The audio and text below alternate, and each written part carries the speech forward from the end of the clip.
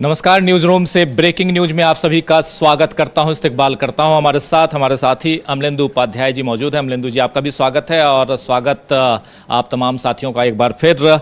आज शनिवार का दिन, लेकिन आज का दिन बहुत बड़ा दिन इसलिए क्योंकि आज दक्षिण भारत में दो बैठक चल रही है। एक बैठक तो कल से शुरू हुई है बेंगलुरु में और वो आरएसएस की बैठक है, लेकिन दूसरी बैठक जो है वो चेन्नई में चल रही है और बहुत इंपॉर्टेंट इसलिए क्योंकि यहां से विपक्षी एकता का आगाज हो चुका है, ये कह सकते हैं अमलेंदु जी। और इसलिए क्योंकि परिसीमन यानी डिलिमिटेशन का जो मामला है और त्रिभाषा फॉर्मूला जो दक्षिण भारत में अपनाने या उसको थोपने की कोशिश हो रही है केंद्र की तरफ से नई एजुकेशन पॉलिसी के तहत, उसको लेकर एक विरोध अलग तरह का और उसमें एक संगठन बनता हुआ दिखाई दे रहा है। इंडिया गठबंधन तो है एक संगठन, लेकिन उसके अलावा इसको लेकर दक्षिण और उत्तर, लेकिन उत्तर भी दक्षिण के साथ अगर आ जाए तो फिर केंद्र सरकार का क्या होगा, ये आप सोच सकते हैं। इसलिए क्योंकि एमके स्टालिन ने ये बैठक बुलाई और उस बैठक में जो इंडिया गठबंधन के तमाम अलग अलग घटक दल हैं वो तो पहुंच ही रहे हैं, उसके अलावा कुछ ऐसे दल भी पहुंच रहे हैं जो इंडिया गठबंधन में नहीं है और खासकर बीआरएस के नेता वहां पहुंचे हुए हैं, केटी रामाराव शायद पहुंचे हुए हैं। और उसके अलावा बहुत कुछ इस देश में हो रहा है। मणिपुर चलेंगे अगर, तो मणिपुर में आप देखेंगे कि 5 सुप्रीम कोर्ट के जस्टिस वहां पहुंचे हुए हैं और वहां पर मैतेई और कुकी दोनों अलग अलग समुदाय के लोगों के बीच जो झड़पों की खबर आई पिछले दिनों, लगातार 2 साल से, लगभग 2 साल हो गए, 2 साल से जो वहां चल रहा है उसको लेकर चिंता व्यक्त की गई। बार बार प्रधानमंत्री नरेंद्र मोदी वहां नहीं पहुंच पाए, लेकिन सुप्रीम कोर्ट के 5 जजों की जो एक अलग बेंच कह लें वो पहुंची हुई है वहां पे और वो कहीं ना कहीं इस मसले पर समझने जानने की कोशिश कर रही है। तीसरी सबसे बड़ी बात है वो ये कि आरएसएस, जिसके बारे में बता रहा था कि आरएसएस जो है वो अब आज दूसरे दिन की बैठक आगे बढ़ा रहा है और उसमें से भी बहुत कुछ निकल के आ सकता है। चौथी एक इंपॉर्टेंट खबर उधर से है, हरियाणा से है। हरियाणा के कुरुक्षेत्र में एक धार्मिक आयोजन, वहां गोली चली, एक घायल है, बहुत गंभीर रूप से घायल, और 2 जो हैं वो भी घायल हैं। और धार्मिक आयोजन और उसमें गोली चलना, इसके क्या मायने हैं, इन सबको समझेंगे हम। लेकिन सबसे पहले चलें अमलेंदु जी दक्षिण भारत की ओर। दक्षिण और उत्तर के बीच क्या भेदभाव बरतने की कोशिश हो रही है या दक्षिण और उत्तर के बीच एक सेतु का काम होने जा रहा है, जो काम एमके स्टालिन कर रहे हैं, ये भी समझेंगे। महाराष्ट्र से भी खबरें हैं, महाराष्ट्र भी चलेंगे। अजित पवार की खबर है और उन्होंने जो बातें कही हैं उस पर भी हम बात करेंगे। तो इस ब्रेकिंग न्यूज में, न्यूज रूम से इस ब्रेकिंग न्यूज में दोस्तों आपके लिए इस पिटारे में बहुत कुछ है जिस पे हम चर्चा करने जा रहे हैं। जरा अमलेंदु जी, दक्षिण में क्या चल रहा है? देखिए समीर जी, आज राजीव जी, हाँ जी, राजीव जी, आज जो बैठक बुलाई है सीएम जो है तमिलनाडु के एमके स्टालिन, और उसमें कई लोग इकट्ठा हुए हैं और दक्षिण भारत से लेकर और एक तरह से कहा जाए कि जो उत्तर भारत है वहाँ से भी लोग हैं, यानी जो आम आदमी पार्टी है उसके लोग भी वहाँ पहुँचे हुए हैं। तो इसको लेकर एक तरह से कहा जाए एक बड़ा एक मोर्चा बन रहा है और इसमें ऐसे दल भी शामिल हैं जो अभी तक इंडिया गठबंधन में नहीं थे, वो उनके नेता भी इसमें पहुँचते हुए दिखाई दे रहे हैं। बीआरएस के नेता हैं केटी रामाराव, जो कि बीआरएस के कार्यकारी अध्यक्ष भी हैं और वहाँ के जो मुख्यमंत्री रहे टीआरएस नेता केसी राव, चंद्रशेखर राव, उनके बेटे हैं, वो भी पहुंचे हैं। उन्होंने बहुत ज़बरदस्त बात कही। उनका है कि अगर हम आज इस मोड़ पर खामोश रहे तो इतिहास हमको माफ़ नहीं करेगा, ये है। और उधर स्टालिन ने जो अपनी बात जो रखी है आज इस बैठक में, उन्होंने साफ तौर पर कहा है कि हम किसी भी ऐसी चीज़ का विरोध नहीं करते जो लोकतांत्रिक प्रतिनिधित्व को मजबूत करती है, लेकिन वह कार्रवाई निष्पक्ष होनी चाहिए और निष्पक्ष राजनीतिक प्रतिनिधित्व को प्रभावित नहीं करना चाहिए। यह विरोध परिसीमन के खिलाफ नहीं है बल्कि निष्पक्ष परिसीमन का आग्रह है, यानी परिसीमन हो इसके खिलाफ हम नहीं है, लेकिन निष्पक्षता के साथ परिसीमन हो। दक्षिण भारत के जो राज्य हैं उन्होंने अगर अपने आबादी को कंट्रोल किया है, अगर उन्होंने अपनी आर्थिक स्थिति मजबूत की है, तो इसका खमियाजा उनको नहीं भुगतना चाहिए ताकि उनकी राजनीतिक आवाज़ जो है वो दिल्ली में आकर ना दबे। ये उनका साफ तौर पर कहना है। बिल्कुल। इस बीच आप विजुअल देख रहे हैं, तस्वीरें देख रहे हैं और पिनराई विजयन पहुंचे हुए हैं यहाँ पे।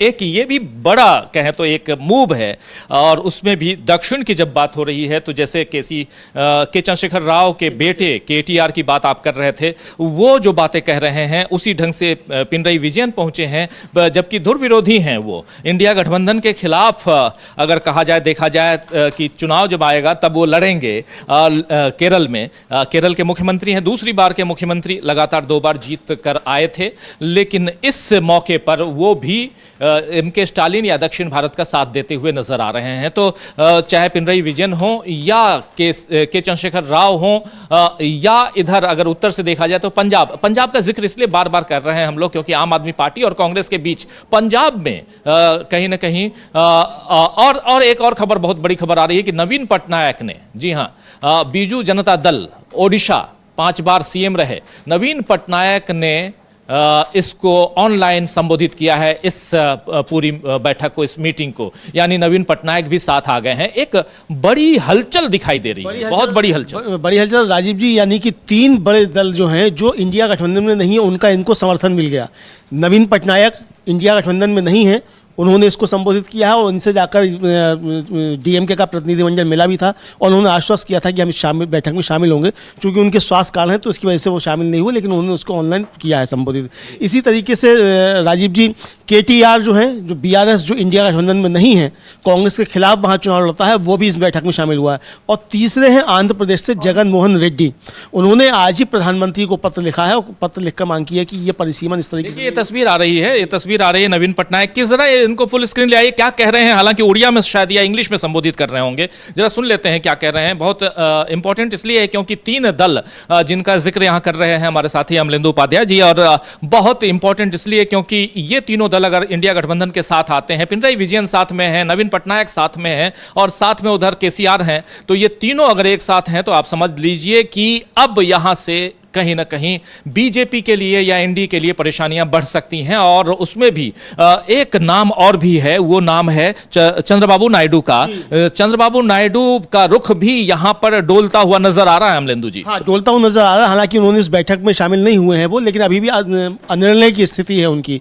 लेकिन परिसीमन पर वो क्या रुख अपनाते हैं देखना होगा। हालांकि वो भाषा के मुद्दे पर तो एक तरीके से बीजेपी के साथ चले गए हैं, लेकिन परिसीमन के मुद्दे पर वो नहीं जा पा रहे हैं और बहुत संशय की स्थिति है। जबकि उनके जो विरोधी है जगन मोहन रेड्डी, वो तो खुलकर जो है वो इस मसले पर बीजेपी के खिलाफ खड़े हुए हैं और उन्होंने आज प्रधानमंत्री को पत्र भी लिख दिया है इस मसले पर। राजीव जी, जगन मोहन रेड्डी का साथ मिलता हुआ दिखाई दे रहा है एम.के. स्टालिन को या कहें दक्षिण भारत को, क्योंकि जगन मोहन रेड्डी ने भी यही कहा है कि अगर आज नहीं साथ आए तो फिर कब साथ आएंगे। केटीआर भी यही बात कह रहे हैं और बात यही कह रहे हैं इधर नवीन बाबू भी, यानी नवीन पटनायक भी। तो तमाम विपक्षी दल, उसके अलावा आप याद कीजिए भगवंत मान आम आदमी पार्टी के भी पहुंचे हुए हैं वहां पे। आम आदमी पार्टी और कांग्रेस के बीच पंजाब की सियासत कुछ और चल रही है, दिल्ली की सियासत कुछ और थी, लेकिन जब बात एक मंच की और एक राष्ट्र की आती है, दक्षिण और उत्तर की आती है, तो सारे विपक्षी दल एक साथ नजर आ रहे हैं। ये कुनबा बढ़ता हुआ दिख रहा है, ये सबसे इंपॉर्टेंट है। आप देख लीजिए जो तस्वीरें हैं, जरा फुल स्क्रीन ले आ सकते हैं तो ले आइए। बहुत इंपॉर्टेंट, बहुत महत्वपूर्ण, दक्षिण भारत से जो लड़ाई जिसका आगाज हुआ है वो शायद आगे उत्तर भारत तक अगर पहुंचे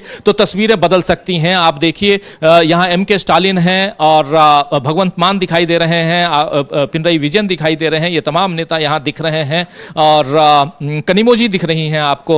ये तमाम नेता डीएमके की एक तेज तर्रार नेता हैं कनिमोजी, आप सब अच्छी तरह से जानते हैं। और ये आई थी रेवंत रेड्डी को भी इनवाइट करने के लिए, रेवंत रेड्डी भी पहुंचे हुए हैं इस बैठक में, पिनरई विजयन पहुंचे हुए हैं इस बैठक में। तो दक्षिण भारत में एक अलग आगाज, ऐसे ही दक्षिण भारत से इंडिया गठबंधन का भी आगाज हुआ था का भी। और राजीव जी, आपको याद होगा कि 1989 में जब वो जनता दल बना था और वो बना था संयुक्त मोर्चा, उनका भी आगाज वहीं से हुआ था, दक्षिण भारत से ही।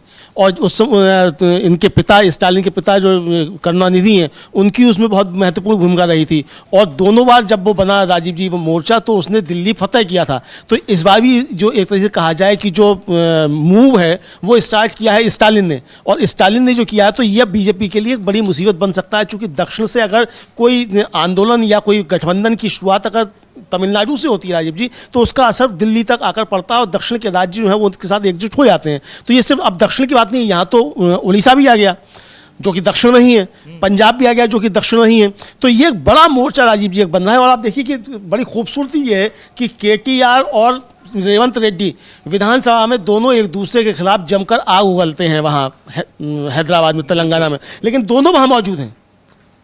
तो ये मतलब जो समीकरण बन रहे हैं तो दिल्ली के खिलाफ जगन मोहन भी हैं, देखिए जगन मोहन है, उदयनिधि स्टालिन जो है वो हैं। तो ये आप देखिए कि किस तरीके से ये वहां बन रहा है राजीव जी। बंगाल आप देखिए नहीं, बंगाल ये ऑलरेडी मुझे जहां तक अभिषेक बनर्जी हैं, ये हाँ ये केटीआर हैं बंगाल से भी, लेकिन जी उदयनिधि स्टालिन हैं, केटीआर हैं, डीके शिव कुमार हैं, ये तमाम नेता यहाँ भगवंत मान दिखाई दे रहे हैं, तमाम नेता यहाँ आपको दिख रहे हैं, सबका स्वागत कर रहे हैं। MK Stalin chief minister Tamil Nadu के और डीएमके के चीफ हैं और इनका साथ देती हुई निभाती हुई नजर आ रही हैं कनिमोझी भी, और उनकी बहन है, बिल्कुल सौतेली बहन है, लेकिन बहुत साथ कंधे से कंधा मिलाकर चलती हुई हमेशा नजर आई हैं कनिमोझी। केंद्रीय मंत्री रह चुकी हैं डीएम जब यूपीए की सरकार थी, मनमोहन सिंह की सरकार थी, और जब टेलकॉम घोटाला हुआ था उसमें भी इनका नाम आया था, जेल भी इनको जाना पड़ा था, और इनके साथ साथ राजा को भी जाना पड़ा था, आप याद कीजिए। लेकिन वो केस कुछ और था और उस केस में फंसाने की जैसे कोशिश की गई थी यूपीए को, मनमोहन सिंह की सरकार को, उससे सब बरी हो गए। लेकिन वो जमाना कुछ और था, ये जमाना कुछ और है। उस जमाने में मीडिया जैसा था वैसा मीडिया अगर आज हो जाए तो शायद 2 दिन भी न चल पाए नरेंद्र मोदी की सरकार। लेकिन ये काश और शायद की बात है। आज का मीडिया कुछ और है, किसी और दिशा में जा रहा है, ये इस पर हम लोग कई बार चर्चा करते हैं। बादल भी शायद मौजूद हैं राजीव जी, लग रहा है सुखबीर सिंह बादल है, या मतलब जो अकाली दल है उसका भी प्रतिनिधित्व इसमें दिखाई पड़ रहा है। अकाली दल का प्रतिनिधित्व भी है यहाँ पे, ये दिख रहा है। तो एक बड़ा मोर्चा दिख रहा है, दक्षिण से लेकर उत्तर तक या पूरब से लेकर पश्चिम तक। पूरब का राज्य आप जानते हैं, वेस्ट बंगाल, पश्चिम बंगाल, वहां का भी समर्थन है, उत्तर प्रदेश का समर्थन है, उधर बिहार का समर्थन है, समर्थन इधर पंजाब का भी है। तमाम राज्यों का समर्थन एमके स्टालिन को मिलता हुआ, और यहां से कुछ तस्वीर बदलती हुई नजर आ सकती है आपको, क्योंकि उत्तर और दक्षिण की बीच जो सेतु का काम है वो आज की तारीख में करते हुए नजर आ रहे हैं एमके स्टालिन। इसलिए ये तस्वीर कुछ अलग हो सकती है। और लेकिन इसी विषय में जब बात की गई थी,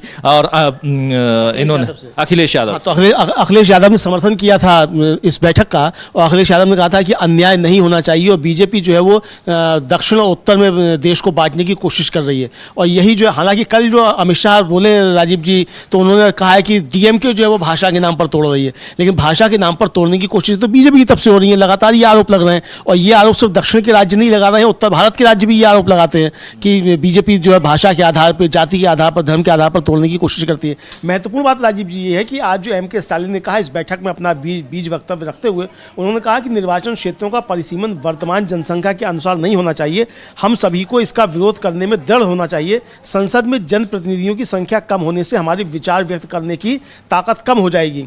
और उन्होंने कहा कि अगर प्रतिनिधित्व घटता है तो इससे राज्यों के लिए धन प्राप्त करने की लड़ाई शुरू हो जाएगी, हमारी इच्छा के बिना भी कानून बनाए जाएंगे, ऐसे फैसले लिए जाएंगे जो हमारे लोगों को प्रभावित करेंगे, छात्र महत्वपूर्ण अवसर खो देंगे, किसानों को बिना समर्थन के असफलताओं का सामना करना पड़ेगा, हमारी संस्कृति और विकास खतरे में पड़ जाएगा, सामाजिक न्याय प्रभावित होगा। अगर निर्वाचन क्षेत्रों का परिसीमन होता है या प्रतिनिधित्व कम होता है तो हम ऐसे नागरिक होंगे जो अपने ही देश में राजनीतिक शक्ति खो देंगे। ये बड़ी बात उन्होंने कही है, और इसका राजीव जी पूरे जितने भी दल वहां पहुंचे सबने इस बात का समर्थन किया है। बिल्कुल, सबने समर्थन किया। दूसरी तरफ केटीआर यानी के रामाराव, वो क्या कुछ कह रहे हैं। बेटे हैं केसीआर के, यानी के चंद्रशेखर राव के, पूर्व मुख्यमंत्री तेलंगाना के, और पिछली बार रेवंत रेड्डी मुख्यमंत्री बने, कांग्रेस की जीत हुई। कांग्रेस जो तीसरे नंबर की पार्टी थी, पहले नंबर की पार्टी बनी। बहुत मेहनत वहां पर रेवंत रेड्डी ने की थी, और सरकार भी अभी अच्छे से चला रहे हैं, ये सुनने में आ रहा है। लेकिन केटीआर क्या कुछ कह रहे हैं इस मसले को लेकर, आइए जरा सुन लेते हैं। सबसे पहले चलते हैं केटीआर के पास, सुनिए।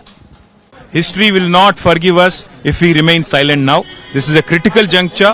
Every person who's concerned with the future of this country, with the future politics of this country, and with the future representation of this country, should be voicing their concern, should be opening up, and should be talking out loudly. The delimitation policy BJP इतिहास हमें याद करेगा। किस लिए याद करेगा? अच्छे काम के लिए, बुरे काम के लिए तो याद करता नहीं है। बुरे काम के लिए कब्रें खोदी जाती हैं, आप देख लीजिए, कब्र खोदी जा रही है, यहाँ पर नई लाशें बिछाई जाएं और पुराने कब्र खोदे जाएं, यही इस देश में चल रहा है। लेकिन इन सब के साथ साथ जो केटीआर कह रहे हैं ये इंपॉर्टेंट इसलिए है क्योंकि ये आज उस सियासी नफा नुकसान को भूलकर सियासी दांव पेच को भूलकर सीधे दक्षिण भारत, उसमें भी तमिलनाडु की राजधानी चेन्नई पहुंचे हैं एम के स्टालिन के बुलावे पर। आखिर क्यों केसीआर की पार्टी जो है वो इसका समर्थन कर रही है? आखिर क्यों नवीन बाबू यानी बीजेडी, बीजू जनता दल के चीफ नवीन पटनायक ओडिशा से वो पहुंच नहीं पाए स्वास्थ्य कारणों से, लेकिन वो इसे संबोधित कर रहे हैं। यानी समर्थन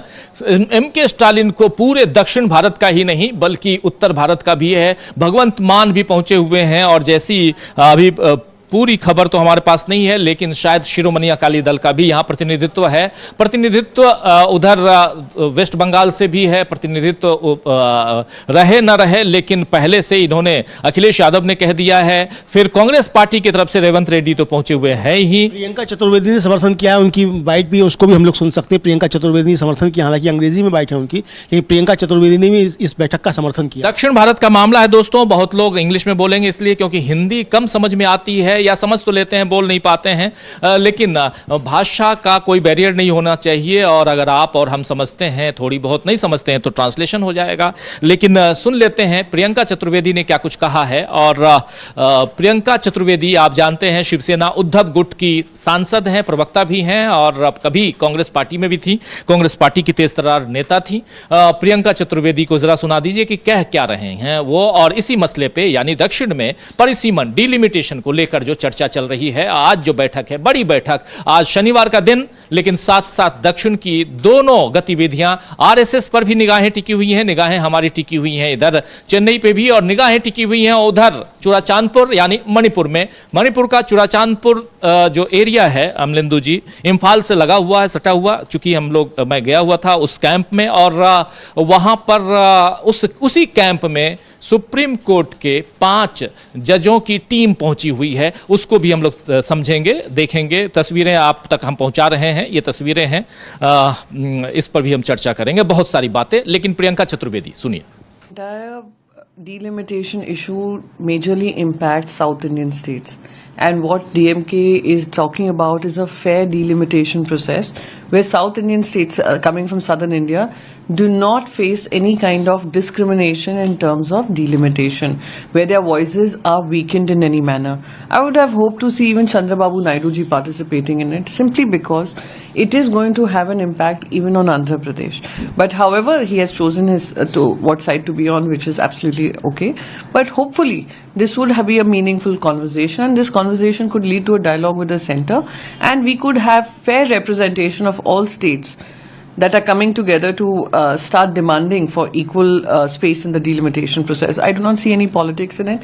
I just see a sense of concern with regards to how some states which have done well on population, and how census cannot be the sole method or mechanism to decide the representation in the parliament.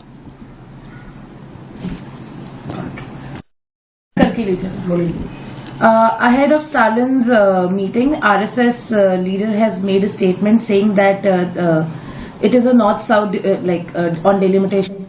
Priyanka Chaturvedi को आप सुन रहे थे, और इसी मसले पर अपने विचार यहाँ रखते हुए प्रियंका चतुर्वेदी। लेकिन दूसरी तरफ आप स्क्रीन पर देख रहे हैं बीजू जनता दल के लीडर और मुखिया इसी पार्टी के और पूर्व मुख्यमंत्री ओडिशा के नवीन पटनायक क्या कह रहे हैं, जरा उनको भी सुन लेते हैं। इंग्लिश में ये भी बोल रहे थे, थोड़ा इन्होंने भी संबोधित किया है। और इसलिए यहाँ जरूरी है जानना कि चाहे ओडिशा हो, चाहे तेलंगाना हो, चाहे आंध्र प्रदेश हो, ये तीनों लगा हुआ सटा हुआ राज्य। और इससे ऊपर आप जाइए अगर, तो उधर पश्चिम बंगाल, ममता बनर्जी, उन्होंने भी अपने प्रतिनिधि को भेजा है।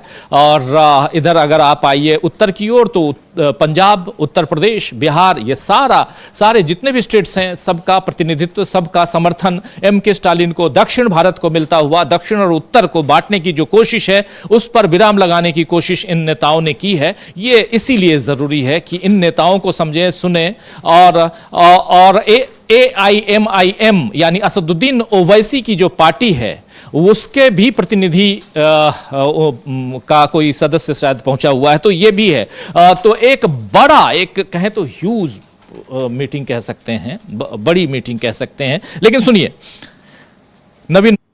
Honorable Chief Minister of Tamil Nadu, Shri M.K. Stalin ji, Honorable Chief Minister of Kerala, Shri Pinarayi Vijayan Ji, Honorable Chief Minister of Telangana, Shri A. Revant Reddy Ji, Honorable Chief Minister of Punjab, Shri Bhagwat Maan Ji, Honorable Deputy Chief Minister of Karnataka, Shri D.K. Shiv Kumar Ji, and leaders from Andhra Pradesh and West Bengal. Warm greetings to all of you. This is an important meeting to ensure democratic representation and rights of people living in states that have done very well to control and stabilize population. Population control is an important national agenda for the development of our country. A national agenda was decentralized into state interventions, and throughout the years, the union government gave high priority towards this. States also took their own initiatives and joined in successfully implementing the national agenda, and the states of Kerala, Andhra Pradesh, Telangana, Karnataka, West Bengal, Punjab and Odisha have been very successful in this regard. Odisha का समर्थन है, ये साफ साफ कह रहे हैं यहाँ पर बीजू जनता दल के नवीन पटनायक, और सबको संबोधित करते हुए नहीं पहुंच पाए स्वास्थ्य कारणों से। आप सब जानते हैं कि स्वास्थ्य इनका खराब है। स्वास्थ्य तो यानी हेल्थ तो खराब उनका भी है, हमारे बिहारी बाबू यानी नीतीश कुमार का, लेकिन वो ऐसी हरकतें करते हैं जिनको देखकर हंसी भी आती है और थोड़ा परेशानी भी होती है कि आखिर अगर हेल्थ ठीक नहीं है तो थोड़ा आराम कर लें वो, और आराम न करते हुए अपने ही चीफ सेक्रेटरी को टोकते हुए वो तस्वीरें आप लोगों ने देखी होंगी, वो भी राष्ट्रगान के समय, ये ठीक नहीं लगता। लेकिन आज ये जो तस्वीर आप देखिए, दूसरा नीतीश बाबू खुश हैं और लेकिन लिखा हुआ नायक नहीं खलनायक, और ये तस्वीर जो है ये कहाँ की है? तस्वीर पटना की है, और ये तस्वीर नीतीश कुमार के बाहर की तस्वीर लगी हुई है। शायद अमलेंदु जी, ये क्या मुख्यमंत्री आवास के पास की है तस्वीर? ये राबड़ी देवी के आवास के बाहर बताया जा रहा है, वहाँ ये पोस्टर लगे हुए हैं और ये लिखा गया नायक नहीं खलनायक हूँ मैं। ये नीतीश बाबू के लिए लिखा गया है। हाँ, लिखा हुआ है नायक नहीं खलनायक हूँ मैं। हाँ, जरा इसको देखिए। हाँ, मैंने किया है महिलाओं का अपमान, गांधी जी का किया है अपमान, अब हो गया है राष्ट्रगान का अपमान, जी हाँ मैं हूं खलनायक। ये संजू कोहली हैं, उन्होंने इस पोस्टर को लगाया है, और अब हो गया है राष्ट्रगान का अपमान, जी हाँ मैं हूं खलनायक। आप लोगों को वो फिल्म खलनायक फिल्म याद होगी, उस फिल्म का में वो गाना भी है, नायक नहीं खलनायक हूं मैं। संजय दत्त थे उसमें शायद, और वो फिल्म इसलिए भी पॉपुलर थी क्योंकि संजय दत्त उस समय टाडा एक्ट में शायद जेल में बंद होने जा रहे थे या वहाँ से छूट के आए थे, मुझे जहाँ तक ध्यान है। और उसके बाद ये खलनायक फिल्म आई थी, सुपर डुपर हिट हुई थी फिल्म। लेकिन अब वो नायक नहीं खलनायक हूँ मैं, ये चस्पा हो गया है इनके ऊपर, नीतीश बाबू के ऊपर। और नीतीश बाबू का आवास नहीं बल्कि आवास जो है राबड़ी देवी का है, वहाँ उनके आवास के सामने ये तस्वीर, ये पोस्टर और लालू और राबड़ी देवी का जो आवास है वहाँ पे ये तस्वीर है। तो नायक नहीं खलनायक हूँ मैं, और ये नीतीश बाबू के लिए। लेकिन नीतीश कुमार से परेशान बीजेपी भी है, और बीजेपी नीतीश कुमार के लिए कुछ क्यों नहीं करना चाहती है, ये इस पर हम लोगों ने काफ़ी कल चर्चा की थी न्यूज़ पॉइंट में। लेकिन सवाल यही है कि नीतीश बाबू आखिर परेशान क्यों कर रहे हैं बीजेपी को, या बीजेपी जो है वो मजे ले रही है और जान रही है कि नीतीश बाबू को ऐसे ही हम खत्म कर देंगे और पूरी मलाई खुद खाएंगे। ये भी हो सकता है क्या अमलेंदु जी? जी बिल्कुल राजीव जी, इसी रणनीति पर बीजेपी आगे बढ़ती हुई दिखाई पड़ती है कि नीतीश बाबू को इतना कमजोर कर दिया जाए कि नीतीश बाबू साथ तो रहें, लेकिन नीतीश बाबू फिर किसी बार्गेनिंग की स्थिति में नहीं रहें, और फिर बीजेपी नीतीश कुमार के साथ बार्गेनिंग करे। बीजेपी नीतीश कुमार से कहे कि आपको अगर रहना है तो हमारे रहमो करम पर रहना है, बीजेपी आपके रहमो करम पर नहीं रहेगी। तो इस स्थिति में बीजेपी लेकर आना चाहती है नीतीश कुमार को, और उसमें कामयाब होती हुई दिखाई पड़ रही है फिलहाल तो राजीव जी। खैर, बीजेपी कब कैसे कामयाब होगी, कितना कामयाब होगी, बिहार की सियासत किस दिशा में जाएगी। 2020 याद कीजिए, काफी मुश्किल हुई थी बीजेपी को अपनी सरकार बनाने में। नीतीश कुमार के साथ वो सरकार तो बना ली, उसके बाद फिर नीतीश बाबू 2022 में पलटी मार गए थे और पलटी मारने के बाद ही इंडिया गठबंधन की रूपरेखा तैयार हुई थी। पहली बैठक इंडिया गठबंधन की पटना में नीतीश बाबू की अध्यक्षता में ही हुई थी और उसके बाद ये कार्यक्रम जैसे जैसे आगे बढ़ा, नीतीश बाबू खुद अलग हो गए। राहुल गांधी मणिपुर से अपनी भारत जोड़ो न्याय यात्रा लेकर निकले और पटना पहुंचने से, बिहार पहुंचने से पहले, पूर्णिया पहुंचने वाले थे, वहां पहुंचने से पहले नीतीश बाबू फिर पलटी मार गए और चले गए उधर, एनडीए के साथी बन गए और उसके बाद अभी तक एनडीए के साथी हैं। मुख्यमंत्री पद पर तब भी थे, यानी जब महागठबंधन में आए थे तब भी, और जब वो एनडीए में गए तब भी वो मुख्यमंत्री पद पर हैं। लेकिन अब मुख्यमंत्री के पद पर यानी सीएम की कुर्सी पर कब तक वो चिपके रहते हैं या बैठे रहते हैं, ये आने वाला वक्त बताएगा। 6 महीने बाद वहां इलेक्शन होना है बिहार में, लेकिन उससे पहले वहां की तस्वीरें, सियासी तस्वीरें बहुत हिलती डुलती नजर आती हैं, कभी इधर कभी उधर। उन्हीं तस्वीरों में से एक तस्वीर आप देख रहे हैं जिसमें नायक नहीं खलनायक हूं मैं का स्लोगन लिखा हुआ ये पोस्टर, ये बैनर या ये बिलबोर्ड कह सकते हैं, वो लगा हुआ है, वो भी राबड़ी लालू यादव के घर के बंगले के सामने, और एक पैगाम देने की कोशिश, और वो भी इनकी जुबानी यानी नीतीश कुमार की जुबानी। किसी का स्वास्थ्य ठीक न रहे तो ये हंसने या मजाक उड़ाने का विषय नहीं होता है, लेकिन फिर भी यहां पर आखिर उनके स्वास्थ्य के साथ राजनीति क्यों हो रही है, उनके हेल्थ के साथ राजनीति क्यों हो रही है, यह समझना होगा। और यह बात नीतीश कुमार अगर समझ में नहीं आ रही है तो नीतीश कुमार को चाहने वाले जो लोग हैं उनको तो जरूर समझना चाहिए कि बीजेपी उनके साथ क्या खेल कर रही है। सही कह रहा हूं? बिल्कुल बिल्कुल, आप बिल्कुल सही कह रहे हैं राजीव जी। बीजेपी उनके साथ जो खेल कर रही है ये नीतीश कुमार को खुद समझना चाहिए, और नीतीश कुमार शायद समझ भी रहे, ऐसा नहीं है राजीव जी, समझ भी रहे तो तभी वो अपने बेटे को आगे बढ़ा रहे हैं, इसीलिए ताकि उनकी पार्टी हजम ना होने पाए। क्योंकि अभी तक आरोप लग रहे थे कि बीजेपी उनकी पार्टी ही हजम करना चाहती है, तो निशांत कुमार को जो आगे बढ़ाने की बात हो रही है वो इसलिए हो रही है कि उनकी पार्टी जो है बीजेपी हजम ना करने पाए, ये उसकी तब वो नीतीश कुमार काम करते हुए दिखाई पड़ते हैं। इस मामले में राबड़ी देवी जो हैं वो नीतीश बाबू की सपोर्टर और शुभचिंतक नजर आती हैं, क्योंकि कल का बयान आप याद कीजिए, राबड़ी देवी कह रही थी, जरा उनके बयान को, राबड़ी देवी के बयान को अगर ला सकते हैं स्क्रीन पर तो ले आइए और सुना भी दें। कह रही थी साफ साफ कि अगर आपसे कुर्सी नहीं संभलती है, आपसे पार्टी नहीं संभलती है, यानी नीतीश कुमार जी आप स्वस्थ नहीं, आपका हेल्थ ठीक नहीं है, और तो आप अपने बेटे को दे दीजिए, उस कुर्सी पर बैठा दीजिए। ये इंपॉर्टेंट बात है, जरा सुन लें क्या कह रही हैं राबड़ी देवी। ले आइए स्क्रीन पे।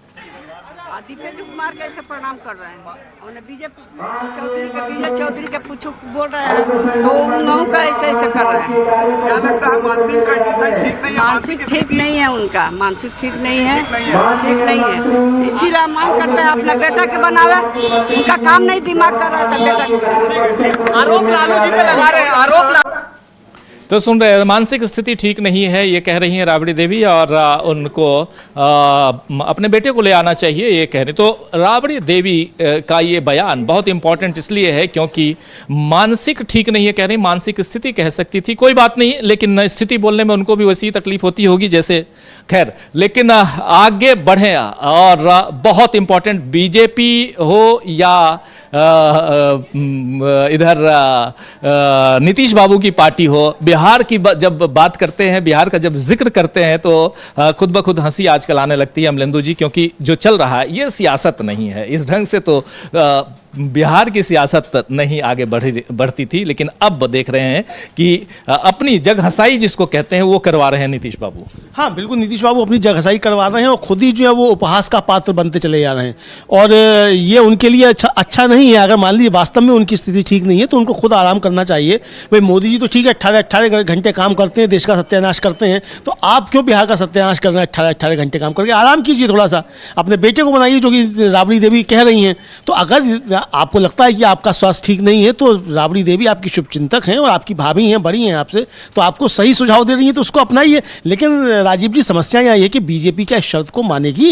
क्या बीजेपी निशांत कुमार को बनने देगी? अगर ऐसा करेगी तो बीजेपी तो पहले ही हार मान लेगी फिर इसका मतलब नीतीश कुमार से, तो बीजेपी बनने नहीं देगी। बीजेपी काम इसी पर कर रही है कि नीतीश कुमार का ज़्यादा से ज़्यादा नुकसान किया जाए और नीतीश कुमार को इस स्थिति में पहुंचा दिया जाए कि नीतीश कुमार की मजबूरी हो जाए बीजेपी के साथ बने रहना। चलिए कोई बात नहीं है, बिहार से फिर सीधे चलते हैं उधर दक्षिण भारत की ओर और दक्षिण भारत में भी जो खबरें आ रही हैं, दो खबरें दक्षिण भारत को लेकर जिसके बारे में हम लोग चर्चा कर रहे थे। एक तरफ आरएसएस की बैठक और उस बैठक में जो कुछ होने वाला है वो उसकी रूपरेखा तैयार हो रही है, लेकिन और उसमें यह भी दो महत्वपूर्ण बात की क्या नरेंद्र मोदी को एक विकल्प के तौर में आगे बढ़ाया जाए और बीजेपी के लिए कोई अध्यक्ष चुना जाए, यह भी वहां महत्वपूर्ण मुद्दा है। मुद्दा यह भी है कि योगी आदित्यनाथ को कहां तक आगे बढ़ाया जाए। लेकिन दूसरी तरफ जो तस्वीरें आप देख रहे हैं, ये तस्वीरें हैं वहां की। पिनराई विजयन आपको दिख रहे हैं, एमके स्टालिन दिख रहे हैं, तमाम नेता दिख रहे हैं और ये सब कहीं ना कहीं ये दक्षिण भारत को मजबूत करने और उसमें भी डिलिमिटेशन आखिर है क्या, परिसीमन क्या है, परिसीमन कई साथी जानते होंगे। जो साथी बाद में जुड़े हैं, आप सबका एक बार फिर इस कार्यक्रम में स्वागत करता हूं। ऑलरेडी 32 मिनट का ये कार्यक्रम हो चुका है और ब्रेकिंग न्यूज रूम से रोज आप देखते हैं, सराहते हैं, आपको पसंद भी आता है और लगातार हम आप तक ये खबरें पहुंचाते रहते हैं इस न्यूज के जरिए, इस ब्रेकिंग बुलेटिन के जरिए अभी की खास खबरें आप तक हम पहुंचाते हैं। इसलिए जुड़ा कीजिए, देखा कीजिए। बहुत इंपॉर्टेंट इसलिए कि परिसीमन, डिलिमिटेशन 2026 में होना है, लेकिन उससे पहले सेंसस होना चाहिए, यानी जनगणना होनी चाहिए। जनगणना अभी तक केंद्र सरकार की जिम्मेदारी है, नहीं करवाई है। डिलिमिटेशन की चर्चा होने लगी और उसमें भी दक्षिण के राज्य जो हैं वो पढ़े लिखे ज्यादा हैं और वहां का जो पॉपुलेशन है वो डाउन हुआ है। पॉपुलेशन डाउन होने के कारण दक्षिण के राज्यों की सीटें कम हो जाएंगी और यही चिंता वहां है। यहां के नेताओं का कहना है, दक्षिण के नेताओं का, खासकर एमके स्टालिन और इनके साथ जितने भी हैं, इन सब का कहना है कि डिलिमिटेशन से हमको घाटा होगा। घाटा यह होगा कि 543 सीटें जो हैं अभी आज की तारीख में, उसमें से 35 सीटें इनकी कम हो जाएंगी। 26 या 35 सीटें, एग्जैक्ट फिगर मेरे पास नहीं है, लेकिन लगभग इतनी सीटें कम हो जाएंगी, जिससे दक्षिण लेकिन इतनी सीटें बढ़ जाएंगी इधर उत्तर भारत में और खासकर 4 राज्यों में, बिहार, उत्तर प्रदेश, राजस्थान और मध्य प्रदेश। ये 4 हिंदी भाषी राज्य हैं और चारों राज्यों में इतनी सीटें बढ़ जाएंगी, पहली बात। दूसरी बात इसमें अमलेंदु जी ये भी होने वाली है कि ये चारों राज्य चाहे बीजेपी शासित है या एनडीए शासित है और यहां पर इसको ज्यादा जबरदस्त फायदा हो सकता है। यह तो सियासी गुणा भाग या गणित की बात है, लेकिन दक्षिण भारत से जो नुकसान होगा, दक्षिण भारत को जो नुकसान होगा, उसका फायदा इधर उत्तर भारत में बीजेपी को हो सकता है सियासी तौर पे। लेकिन ओवरऑल डेमोग्राफिकली ये नुकसान है दक्षिण भारत का और इसलिए यहां पर कहना है कि आप या तो डिलिमिटेशन के नियम को चेंज कीजिए या यहां पर डिलिमिटेशन को अभी रोक दीजिए, 30 साल तक आगे बढ़ाइए इसको, 30 इयर्स। यहां ये भी मांग है राजीव जी कि जो 1973 का जो स्टेटस है, मतलब 71 की जनगणना, उसके आधार पर कीजिए। क्योंकि पिनराई विजयन ने आज उस बैठक में कहा भी है कि हम जो है, मतलब दक्षिण के राज्य जो है 1973 से हम जनसंख्या कंट्रोल कर रहे हैं और हमने अपनी जनसंख्या कंट्रोल कर ली, हमारी जनसंख्या नहीं बढ़ी। उत्तर के राज्य जो है वो जनसंख्या कंट्रोल नहीं कर रहे हैं और उनकी जनसंख्या बढ़ रही है, तो इसके जरिए हमारा नुकसान होगा और राजस्व हम ज़्यादा देते हैं। जनसंख्या कम होने के बावजूद राजस्व हमारे यहाँ से ज़्यादा जाता है और फिर ये राजस्व के बंटवारे की भी एक लड़ाई शुरू हो जाएगी केंद्र और राज्यों के बीच में और फिर ये आरोप शुरू हो जाएंगे कि कमाकर दे रहे हैं दक्षिण के राज्य और कम उसको खा रहे हैं उत्तर के राज्य। ये एक लड़ाई जो है वो शुरू हो जाएगी।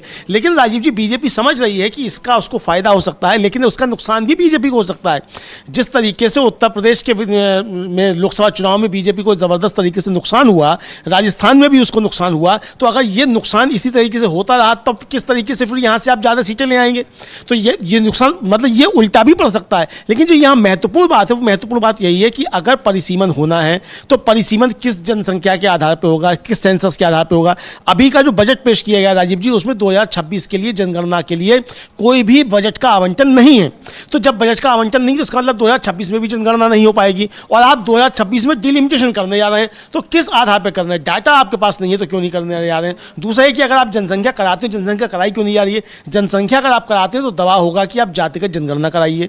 तो जातिगत जनगणना ना करानी पड़े, इसके लिए आप जनगणना नहीं करा रहे हैं और इसके जनगणना नहीं करा के लेकिन आपको अपना फायदा करना है उत्तर भारत में, तो आप जो है वो डिलिमिटेशन करना चाहते हैं। तो हर तरीके से बीजेपी जो है वो अपने निजी हित में, निजी स्वार्थ में, एक तरह से कहा जाए वो देश को बांटने की कोशिशें कर रही है इस डिलिमिटेशन के नाम पे, और यही विरोध जो है वो दक्षिण के तमाम राज्य कर रहे हैं। बिल्कुल, डिलिमिटेशन का विरोध आखिर क्यों हो रहा है, ये समझ समझना जरूरी है, और ये समझा रहे थे हमारे साथी अमलेंदु उपाध्याय जी। और डिलिमिटेशन को लेकर लैंग्वेज यानी त्रिभाषा प्रणाली जो है, इसको लेकर आज एक बड़ी बैठक हो रही है चेन्नई में। इस बैठक का एक महा कवरेज कह लें वो हम आप तक पहुंचा रहे हैं। और सबसे बड़ी बात कि तमाम नेता, और वैसे नेता भी पहुंचे हुए हैं इस बैठक में जो इंडिया गठबंधन के नेता नहीं है, उस घटक दल नहीं है, जैसे बीजू जनता दल ओडिशा से, वो बैठक में उनका प्रतिनिधित्व ऑलरेडी है इस बैठक में।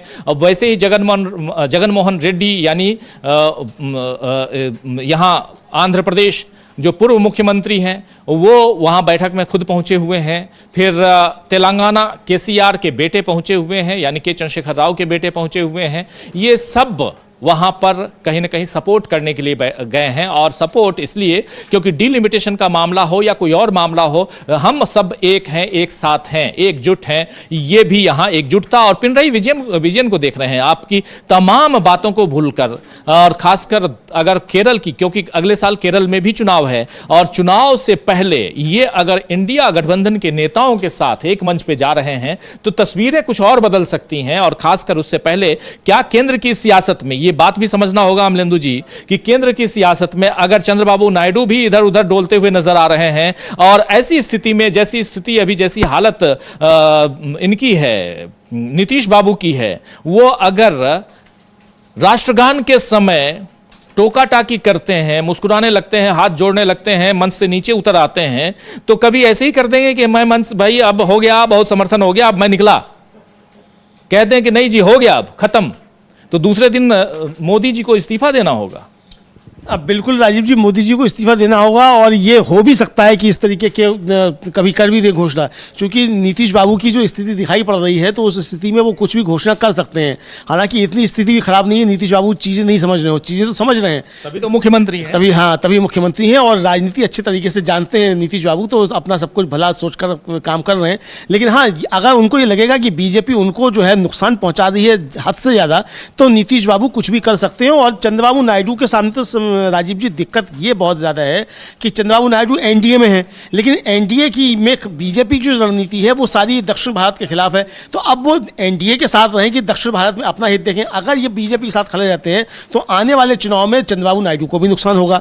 तो हालांकि अभी लंबा समय है वहाँ तो चुनाव में, लगभग 4 साल से ज़्यादा का समय है, लेकिन बिहार का चुनाव तो तुरंत सामने, नीतीश कुमार के सामने ज़्यादा चुनौतियाँ हैं बनिस्बत चंद्रबाबू नायडू के। तो चंद्रबाबू नायडू तो अभी दाएं बाएं कर सकते हैं, लेकिन नीतीश कुमार दाएं बाएं करते हैं तो नीतीश कुमार के सामने ज्यादा संकट आ सकते हैं। नीतीश कुमार अविश्वसनीय हो गए हैं। अगर अविश्वसनीय वो जनता के प्रति हैं, अगर अविश्वसनीय वो राष्ट्रगान के को लेकर भी हैं, अगर वो अविश्वसनीय कई सारे अपने फैसलों को लेकर हैं। आप याद कीजिए शहादत दिवस, गांधी जी की शहादत दिवस जो है वो 30 जनवरी को आता है, और उस दिन वो माल्यार्पण करते हुए उसके बाद ताली बजाने लगे थे। ऐसी हरकतें वो करते नजर आते हैं। तो कई क्या ऐसी हरकत भी करते हुए नजर आएंगे कि नहीं जी Modi ji tata bye bye, ये भी करते हुए नजर आएंगे क्या? क्योंकि ये भी हो सकता है बोलेंगे हो गया, बस बहुत हो गया, बहुत सह लिया, अब चला मैं, और चला। और उसके बाद सीधे आएंगे इधर हैदराबाद, बोलेंगे भाई चंदू यानी चंद्रबाबू नायडू जी, अब हम दोनों चलते हैं विदेश घूम के आते हैं। ऐसा भी करते हुए नजर आएंगे क्या? क्योंकि उनकी हरकत तो ऐसी नजर आती है।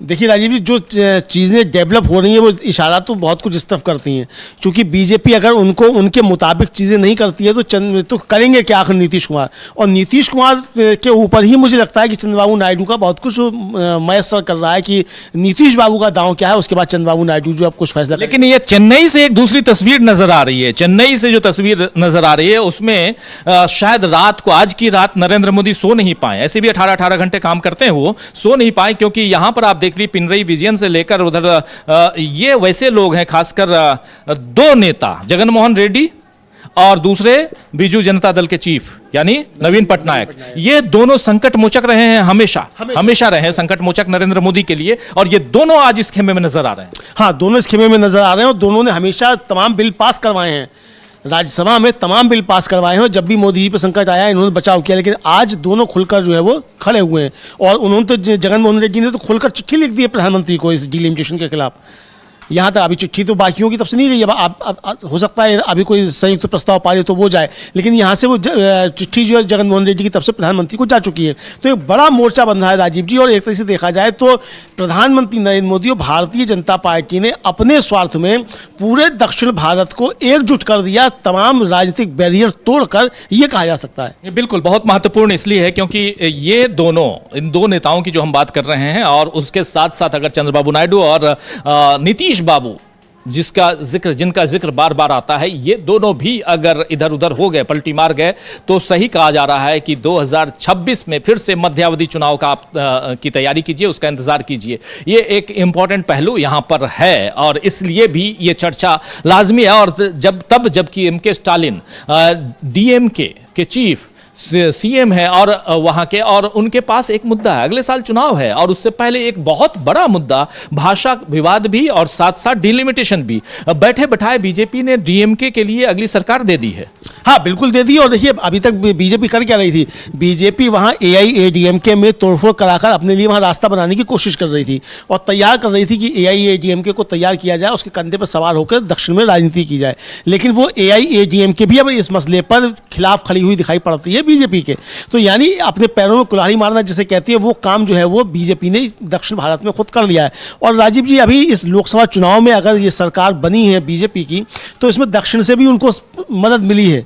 खासतौर से आंध्र प्रदेश से उनको काफ़ी ज़्यादा मदद मिली है। और आंध्र प्रदेश में एक तरह से कहा जाए क्लीन स्वीप जो है वो एनडीए ने किया, चंद्रबाबू नायडू के साथ मिलकर उन्होंने किया। लेकिन क्या ये परिस्थितियां फिर आगे रहेंगी अगर डिलिमिटेशन होता है और ये भावना बढ़ती है दक्षिण भारत में कि बीजेपी जो है दक्षिण भारत के साथ अन्याय कर रही है, तब किस तरीके से चंद्रबाबू नायडू भी क्या अपने को बचा पाएंगे? ये बड़ा संकट चंद्रबाबू नायडू के सामने होगा। तो ये चंद्रबाबू नायडू को तय करना है कि उन्हें क्या देखना है, उन्हें भाजपा का भविष्य देखना है कि अपना भविष्य देखना है। ये प्राथमिकता अब चंद्रबाबू नायडू को तय करनी है कि मोदी जी को प्रधानमंत्री बने देखना चाहते हैं या खुद मुख्यमंत्री बने रहना चाहते हैं।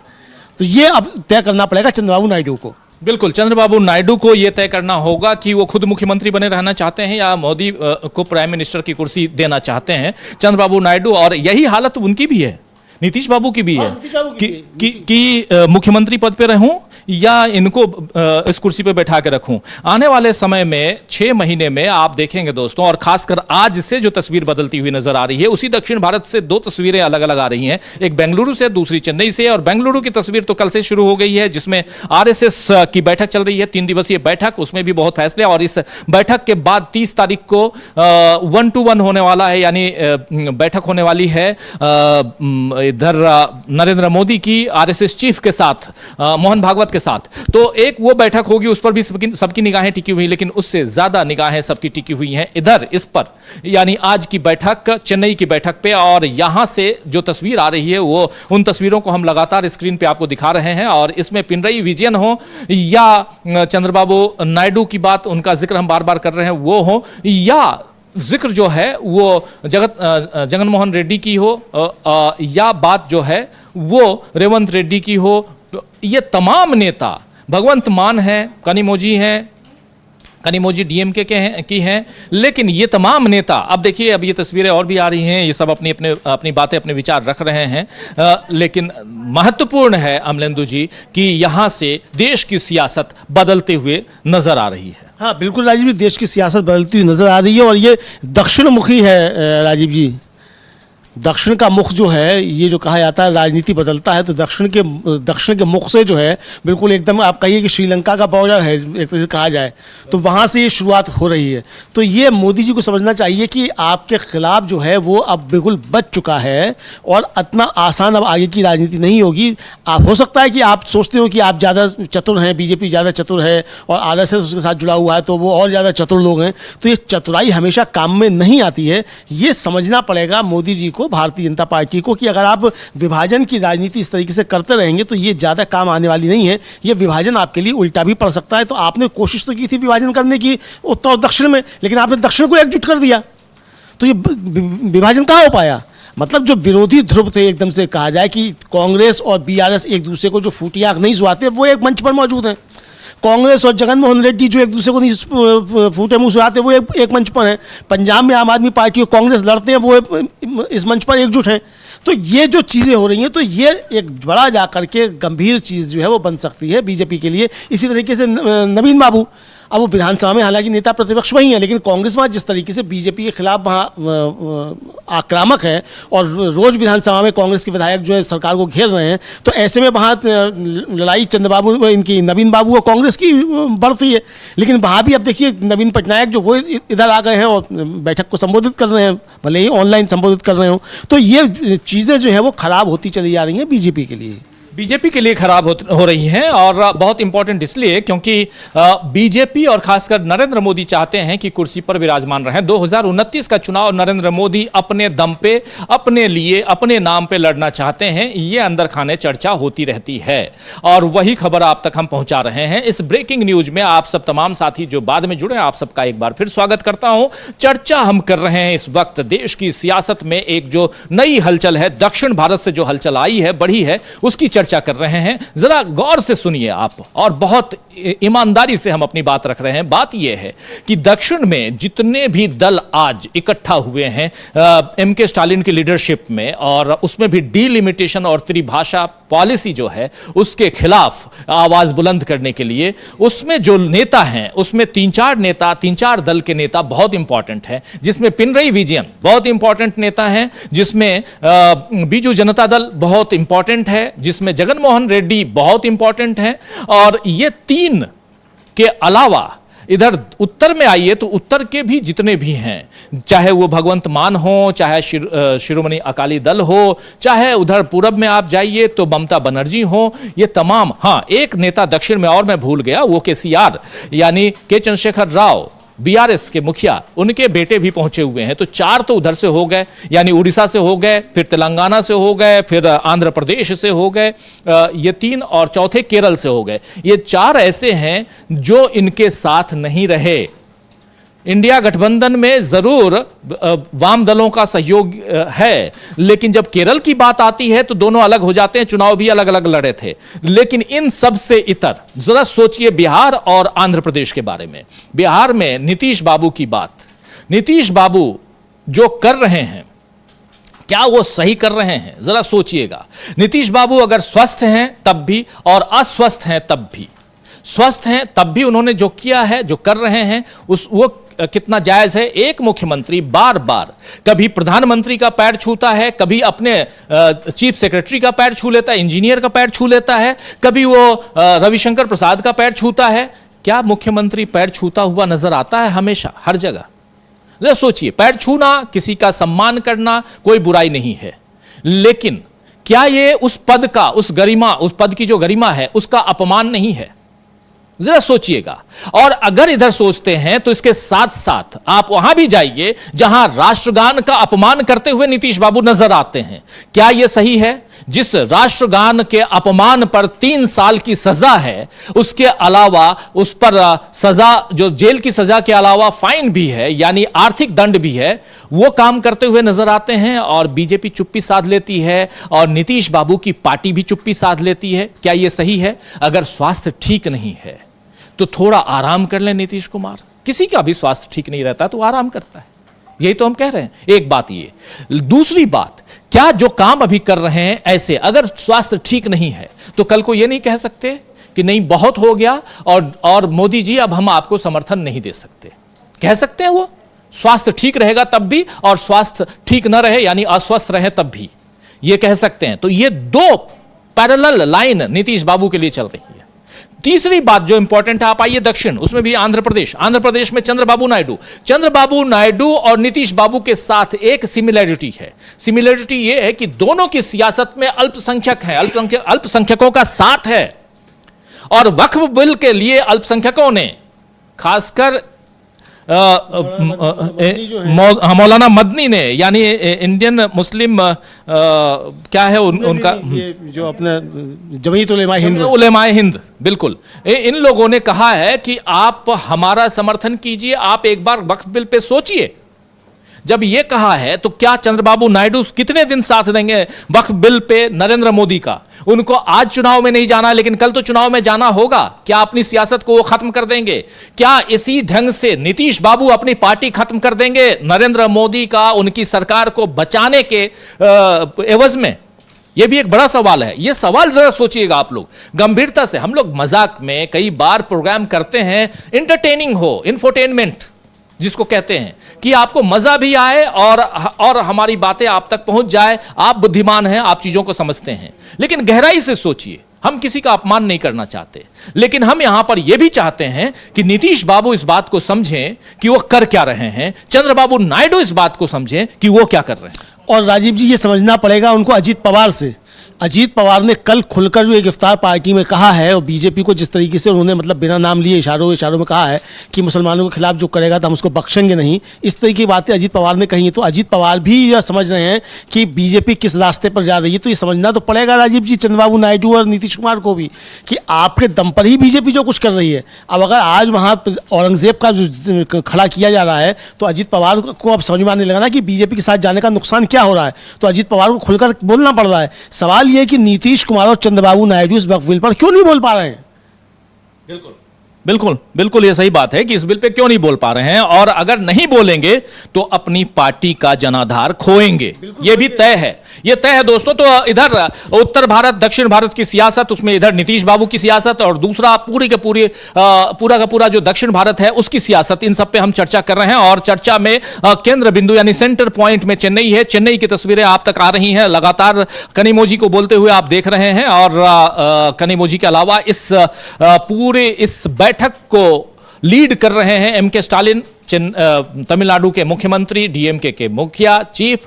और इन्होंने, एम के स्टालिन ने एक दक्षिण भारत से जिस बात का, जिस सियासत का आगाज किया है, वो बहुत दूर तक, उसकी गूंज बहुत दूर तक सुनाई देगी। चलिए इस चर्चा को अब समाप्त करने की इजाजत चाहता हूं। बहुत कुछ हम आप तक रख चुके हैं, दक्षिण से लेकर उत्तर तक, पूरब से लेकर पश्चिम तक। मणिपुर के हालात और उसकी चिंता के लिए सुप्रीम कोर्ट स्वतः संज्ञान लेते हुए अपने 5 जजों की टीम वहां भेजा हुआ है, उसकी चर्चा भी कर रहे हैं। और कुछ जानकारी दे रहे थे। हाँ, इस पे जयराम रमेश का एक वक्तव्य आया है राजीव जी, और जयराम मणिपुर पे आया है। उन्होंने कहा है कि हम मणिपुर में एक दिन बिताने वाले सुप्रीम कोर्ट के 6 जजों के दौरे का स्वागत करते हैं। मुझे उम्मीद है कि जल्दी एक सर्वदलीय प्रतिनिधिमंडल मणिपुर जाएगा, जिसे सरकार मणिपुर जाने की अनुमति देगी।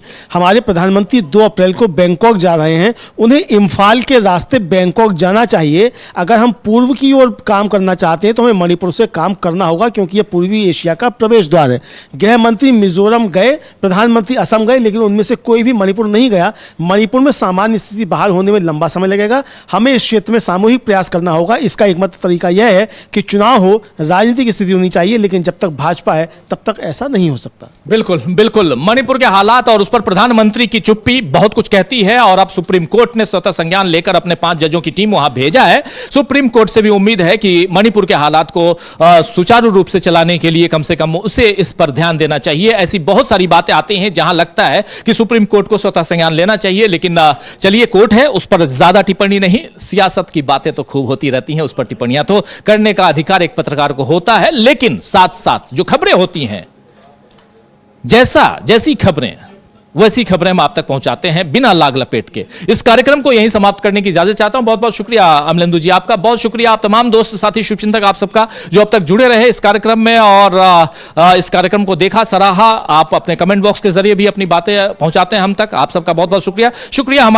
हमारी टीम के तमाम साथियों का जो न्यूज रूम से अलग अलग खबरें, अलग अलग बातें, अलग अलग सूचनाएं हम तक पहुंचाते हैं। शुक्रिया हमारे ऊपर बैठे हमारे पीसीआर टीम और उसके हेड का भी, और कैमरे के पीछे हमारे साथियों का भी, जो इस कार्यक्रम में महती भूमिका निभाते रहे। तो आप सबका बहुत बहुत शुक्रिया, बहुत धन्यवाद। और आप सब इस कार्यक्रम से मुझे दीजिए इजाजत और जुड़े रहिए हमारे साथ, देखते रहिए डीबी लाइव। नमस्कार।